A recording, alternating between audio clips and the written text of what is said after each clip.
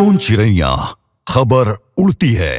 छत्तीसगढ़ के बीजापुर जिले के न्यू बस स्टैंड के पीछे स्थित चट्टान पारा इलाके में आज प्रशासन ने अवैध अतिक्रमण के नाम पर एक बड़ी कार्रवाई की है। इस कार्रवाई में 55 मकानों को बुलडोजर से तोड़ा गया है, जिसके परिणाम स्वरूप 55 परिवार अचानक बेघर हो गए हैं।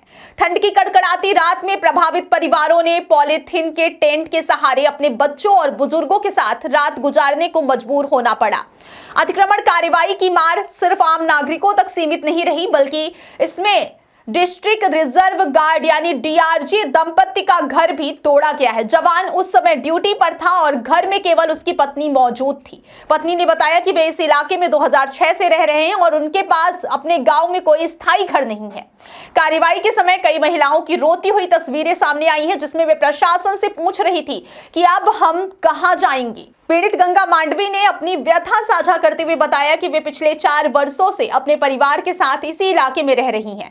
नक्सली हिंसा के कारण उनका गांव असुरक्षित हो गया था, इसलिए वे यहां आए और घर बनाने के बाद नियमित रूप से टैक्स भी जमा कर रहे थे। गंगा ने बताया कि प्रशासन से पहले बातचीत के दौरान उन्हें आश्वासन दिया गया था कि उनके घर को नहीं तोड़ा जाएगा, लेकिन अचानक मकानों को बुलडोजर से गिरा दिया गया। 3 महीने पहले उन्हें मकान खाली करने का नोटिस मिला था, जिस पर मामला अब कोर्ट में लंबित है। कार्रवाई के दौरान टूटे हुए घरों के बाहर रखे सामानों के बीच एक बच्ची की तस्वीर भी सामने आई, जो किताबें देखकर कह रही थी कि अब वह स्कूल नहीं जा पाएगी। बच्ची ने बताया कि उनका घर तोड़ दिया गया और खाना भी नहीं खा पाए।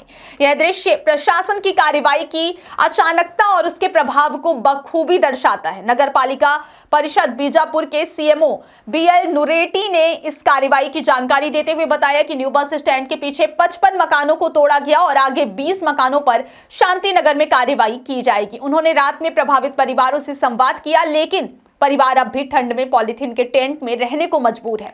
इस कार्रवाई के बाद प्रशासन की ओर से प्रभावित परिवारों के लिए पीने के पानी या भोजन की कोई व्यवस्था नहीं की गई। अचानक हुई इस कार्रवाई से सबसे ज्यादा प्रभावित महिलाएं, बच्चे और बुजुर्ग हुए हैं। यह घटना न केवल प्रशासन की कठोर कार्रवाई को उजागर करती है, बल्कि यह भी सवाल खड़ा करती है कि जब लोगों के पास कोई विकल्प नहीं है और वे सुरक्षा के लिए मजबूर होकर किसी क्षेत्र में रहते हैं, तो उनका पुनर्वास और सहायता कैसे सुनिश्चित की जा सकती है।